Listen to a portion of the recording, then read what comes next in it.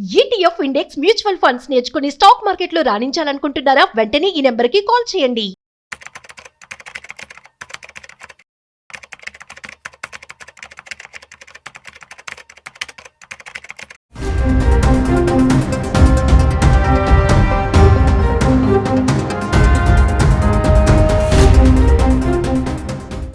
నమస్తే, welcome back to Suman TV. ప్రస్తుతం మనతో పాటు ఉన్నారు ఎనలిస్ట్ మందరి కృష్ణారెడ్డి గారు. సార్తో మాట్లాడదాం. నమస్తే సార్. నమస్తే అమ్మా. సార్, అమెరికాలోని మయామి గిల్ఫోర్ట్ నైట్ జైల్లో జరిగిన సంఘటన చూస్తే ఎంత షాక్ అంటే, అమ్మాయిని చూడకుండా, అమ్మాయిని టచ్ చేయకుండా ప్రెగ్నెంట్ అయిందాము. అంటే అక్కడ వయసు కూడా చాలా తేడానే ఉంది. అమ్మాయికి 29 సంవత్సరాలు, అబ్బాయికి 24 సంవత్సరాలే. మామూలుగా జైల్లో ఇలా ఖైదీలు పెట్టినప్పుడు సార్, ఇప్పుడు మహిళా ఖైదీలు పెట్టినా, పురుష ఖైదీలు పెట్టినా, అంటే వాళ్ళ ఫ్యామిలీస్కి కానీ వీళ్ళకి వచ్చి అక్కడ స్టే చేయడానికి కానీ ఇలాంటి పర్మిషన్స్ ఉంటాయా? అసలు మరి ఈ జైల్లో జరిగినటువంటి ఈ సంఘటన గురించి మాట్లాడుకుంటే, అంటే అది ఎలా ఉందంటే చాలా ఆశ్చర్యం అనమాట. మామూలుగా మనం చూస్తూ ఉంటాం బయట బ్యాంక్స్ అనేసి, అంటే దానికి కూడా పనికి రాదు. ఇంక ఇది ఎంత తెలివిగా చేశారు అంటే ఒకసారి మీ మాటల్లోనే. ప్రపంచంలోనే ఒక అద్భుతమైన సంఘటన ఇది. అంటే వింతల్లో 7వ వింతకి 8వ వింత జోడించాల్సిన అవసరం ఉంది. ప్రెగ్నెన్సీ ఇంత సులభంగా వస్తుందా అన్న విషయం తెలిస్తే చాలామంది మహిళలు ఈ పాటికి ఎప్పుడూ ప్రెగ్నెన్సీ అంటే ఎవరికైతే పిల్లలు కలగడం లేదు, సంతాన సౌభాగ్యం లేదని బాధపడుతున్నారు, అలాంటి వాళ్ళు చాలామంది ఈ ప్రయోగం చేసి ఉండేవాళ్ళేమో అని మనకు అనిపిస్తుంది. ఇక్కడ జరిగింది ఏమిటంటే, ఆడ ఖైదీలు మగ ఖైదీలు ఆ జైల్లో ఉన్నారు. వీళ్ళకి సంబంధించినటువంటి వింగు వేరే ఉంది, వాళ్ళ వింగు వేరుగా ఉంది. కానీ ఈ రెండు వింగ్స్ ఎడ్జ్లో కలుసుకుంటాయి. అటువైపున ఆడ ఖైదీలు ఉండేటువంటి గది, ఇటువైపున మగ ఖైదీలు ఉండే గది చివరిలో రావడం వల్ల దీనికి దాని వెంటిలేషన్ కోసం కిటికీలు ఏర్పాటు చేయడం జరిగింది. అక్కడ విండోస్ ఉన్నాయి, దాంతోపాటు జాలి కూడా ఉంది. ఒక మనిషి కనీసం చెయ్యి పెట్టి అవతల చేతులు కూడా టచ్ చేసుకోవడానికి వీలు లేకుండా శరీరాలు అవతల వాళ్ళకి వెళ్ళి వీళ్ళతో వాళ్ళు కనబడే అవకాశం కొంతవరకు ఉండొచ్చు, కానీ టచ్ చేయడానికి పాసిబిలిటీ లేదు. కానీ ఇక్కడ జరిగింది ఏమిటంటే, వాళ్ళిద్దరూ సంభాషణలో పడ్డారు. ఒకరు మంచి, ఒకరు చెడు, ఒకరు తెలుసుకున్నారు. ఒకరి మీద ఒకరికి ప్రేమాభిమానాలు కలిగాయి. అంటే ఇంకా అక్కడ ఎవరు లేరు కదా, ఎవరు వచ్చి మాట్లాడే అవకాశం లేదు, ఇంకెవరు పలకరించే అవకాశం లేదు. ఖైదీగా అంటే ఏమిటి, అన్ని స్వతంత్రతలను కోల్పోయి ఒంటరిగా జీవిస్తూ కష్టతరమైన జీవితం. అంటే మానవుడు సంఘజీవి. సమాజంలో ఉన్నప్పుడే, 10 మందితో కలిసి తిరిగినప్పుడే, తన మంచైనా చెడైనా ఇతరులకు తెలిసినప్పుడే, ఇతరుల విషయాలు తను తెలుసుకున్నప్పుడే సమాజంలో సంతోషంగా, ఆనందంగా మూవ్ అవడానికి అవకాశం ఉంది. శరీరం కాదు మనిషి అంటే, మనసు. ఆ మనసు ఎప్పుడైతే ఆనందంగా ఉంటుందో అప్పుడు మనిషి సుఖంగా ఉన్నాడా, సంతోషంగా ఉన్నాడా, స్వతంత్రంలో ఉన్నాడా, ఏ రకంగా ఉన్నాడని చెప్పడానికి ఒక అవకాశం ఏర్పడుతుంది. కానీ జైల్లో ఆ స్వతంత్రత ఉండదు. ఎవరికి వాళ్లే ఒంటరిగా జీవితం గడపాలి. గదుల్లోనే ఎక్కువసేపు ఉండాల్సిన పరిస్థితి ఏర్పడుతుంది. బయట స్వేచ్ఛతనం ఉండదు. అక్కడ కొద్ది గంటలు మాత్రమే కాలకృత్యాలు అవి తీర్చుకోవడానికి వదిలిపెడతారు. మిగతా టైం అంతా కూడా ఇక్కడ ఉండాల్సి వస్తుంది. కొంతమంది ఇంకా జీవిత ఖైదీ పడి కఠినం ఉండేటువంటి వాళ్ళు ఏదైనా కఠినమైన పనులు చేయాల్సిన పరిస్థితి ఏర్పడతాయి. ఇలాంటివన్నీ ఉంటాయి. ఇక్కడ వీళ్ళిద్దరూ, ఆవిడకేమో 29 సంవత్సరాల వయసు, ఇద్దరికి 24 ఏళ్ల వయసు. ఇద్దరు ఒకరినొకరు ఇష్టపడ్డారు, ప్రేమించుకున్నారు. అంటే ఇక అక్కడ వాళ్ళిద్దరి తప్ప ఇంకెవరు మాట్లాడుకునే పాసిబిలిటీ లేదు. కాబట్టి అంత గ్యాప్ ఉంది. ఆ వెంటిలేటర్ వరకు మాత్రం కొంచెం ఇద్దరు కనబట్టేట్టుగా, అది కూడా ఏ జాలిలోంచి కనబట్టేట్టుగా ఉండే పరిస్థితి ఉంది అక్కడ సిచ్యువేషన్. సరే మాట్లాడుతున్నారు.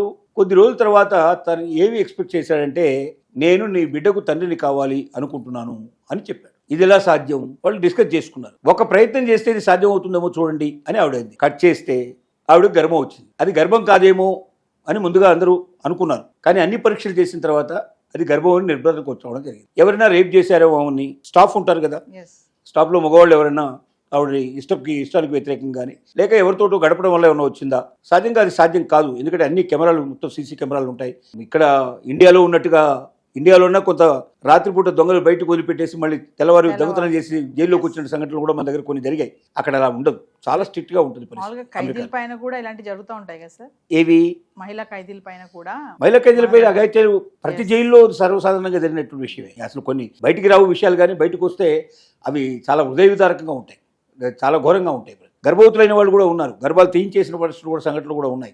ఎందుకంటే చాలా మందిలో నీతి నిజాయితీ లేనటువంటి అధికారులు ఉండడం, అక్కడ కూడా పనిచేసేటువంటి మగ ఎంప్లాయీస్ ఎవరైతే ఉంటారో వాళ్ళు కొంతమంది తొందరపడటం కానీ, ఒక్కోసారి ఆడవాళ్ళ మీద కోపంతో వాళ్ళు చేసిన తప్పుల గురించి ఒక్కోసారి, అంటే వాళ్ళ ప్రవర్తన సరిగ్గా లేకపోతే కూడా వాళ్ళ మీద ప్రతీకారం తెచ్చుకోవడం, ఇట్లాంటి సంఘటనలు చాలా జరుగుతాయి. ఇక్కడ జరిగిన విషయంలో ఏంటంటే అవన్నీ ఏమీ లేవు.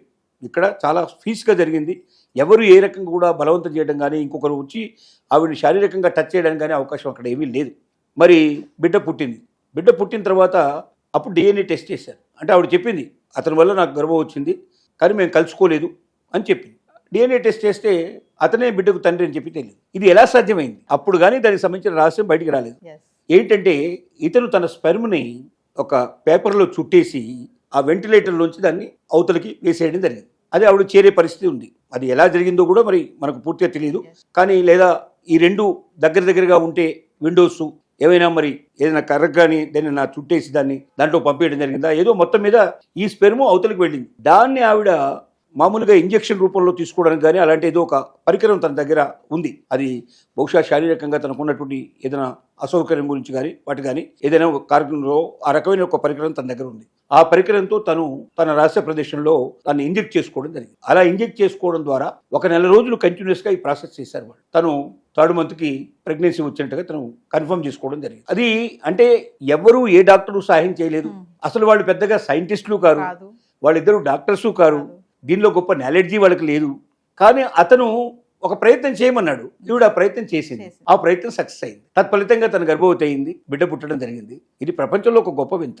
ఇంతవరకు ఎక్కడా కూడా ఒక డాక్టర్ల ప్రయత్నం లేకుండా, ఒక ప్రత్యేకమైన పద్ధతిలో చేయకుండా, ఊరికే విడిగా ఇద్దరు మనుషులు, ఒక ఆడ ఒక మగ కలిసి వారిద్దరు కూడా శారీరకంగా కలుసుకోకుండా ఒకరి అంటే మగవాడి స్పెర్ము ఆడవాళ్ళ యొక్క రహస్య ప్రదేశాలకు వెళ్ళి అక్కడ గర్భవతిని చేయగలిగేటువంటి పరిస్థితి జరగడం అనేది ఇంతవరకు ప్రపంచ చరిత్రలో ఎక్కడా జరగలేదు. యాక్చువల్గా దానికోసం పెద్ద ప్రాసెసే ఉంటుంది, చాలా పెద్ద ప్రాసెస్. అలాంటిది ఇక్కడ ఎటువంటి ప్రాసెస్ లేదు, ఎటువంటి మెకానిజం లేదు, టెక్నికల్ లేదు, ఏమీ లేదు. చాలా సార్లు ఒకవేళ భార్యలు ప్రెగ్నెన్సీ కాలేని పరిస్థితులు ఉన్నప్పుడు భర్తకు సంబంధించిన స్పెర్మ్ తీసి కూడా ఇవ్వడం అనేది కూడా జరుగుతుంది. అలా కొన్ని చోట్ల ఇప్పుడు జరుగుతున్నటువంటి పరిస్థితులు మనకు కొన్ని ప్రాసెస్లో అట్లా జరగడం కూడా ఒక రకంగా జరుగుతుంది. లేదా స్పెర్మ్ బ్యాంక్ నుంచి తీసి కూడా ఇవ్వడానికి పాసిబిలిటీస్ ఉంటాయి. కానీ ఏది ఇచ్చినా డాక్టర్ పర్యవేక్షణలో అతి జాగ్రత్తగా దాన్ని కొన్ని డేస్ ప్రత్యేకంగా ఫిక్స్ చేసి దాని ప్రకారం పంపిస్తారు. కానీ ఇక్కడ ఏమీ లేదు. ఒక లేమ్యాన్ అంటే ఏమీ తెలియనటువంటి వాళ్ళు, ప్రత్యేకంగా నాలెడ్జ్ గొప్పగా లేని వాళ్ళిద్దరు కలిసి చేసినటువంటి ఈ ప్రయోగం ప్రపంచానికి భవిష్యత్తులో ఒక కొత్త మార్గానికి ఇది దారి చూపించేందుకు అవకాశం ఏర్పడిందని చెప్పాలి. కొంతమంది ఏం చెప్తున్నారంటే, ఆనాడు కుంతిదేవి లాంటి సూర్యభగవాన్ని తలుచుకొని ఆవిడ బిడ్డ ప్రసవించింది అంటే బహుశా ఇలాంటి పని ఏదైనా జరిగి ఉంటుంది. ఎందుకంటే శారీరకంగా తను టచ్ చేయలేదు కాబట్టి కుంతిదేవిని మనం పవిత్రంగానే భావిస్తాం. అంటే తన పవిత్రతకి ఏ రకంగా భంగం కలగలేదు. మరి భంగం కలగకుండా బిడ్డను ఎలాగైనది? ఏదో మాయానంగానే కాదు కదా, ఖచ్చితంగా ప్రాసెస్ ప్రకారం జరిగి ఉంటుంది. ఆ ప్రాసెస్ అంటే తమ యొక్క స్పెర్మ్ని ఆవిడకి ఇచ్చుంటారు. ఆ స్పెర్మ్ని ఆవిడ ఏదో రకంగా తన రహస్య ప్రదేశంలోకి పంపించుకొని తద్వారా బిడ్డను కలిగి ఉంటుంది అని కూడా కొంతమంది దీని మీద తమ అభిప్రాయాన్ని వ్యక్తం చేస్తున్నారు. ఏది ఏమైనప్పటికీ భవిష్యత్ తరాల్లోకి భవిష్యత్తు లోపల అతి సులభంగా తను ఒకవేళ తను తలిచినటువంటి వలచినటువంటి పురుషుడు ఎవరైనా ఉంటే ఆ పురుషుడు ద్వారా తన బిడ్డ కనగాలని అనుకుంటే కూడా తను సులభంగా బిడ్డను కనడానికి అవకాశం ఉంటుంది. ఒక మహిళ మాతృమూర్తికి అనేటువంటి విషయాన్ని కొత్తగా రుజువు చేయడానికి ఇది ఒక మార్గంగా ఏర్పడింది. భవిష్యత్తులో బిడ్డల పుట్టుకకి ఒక కొత్త మార్గాన్ని ఎంచుకునే అవకాశాన్ని కల్పించినట్టు అవుతుంది. ఇది వింతల్లో వింత, ఇది సమాజానికి పనికొచ్చే వింత, ప్రపంచ గతిని మార్చగలిగే వింత అని చెప్పక తప్పదు. Thank you sir.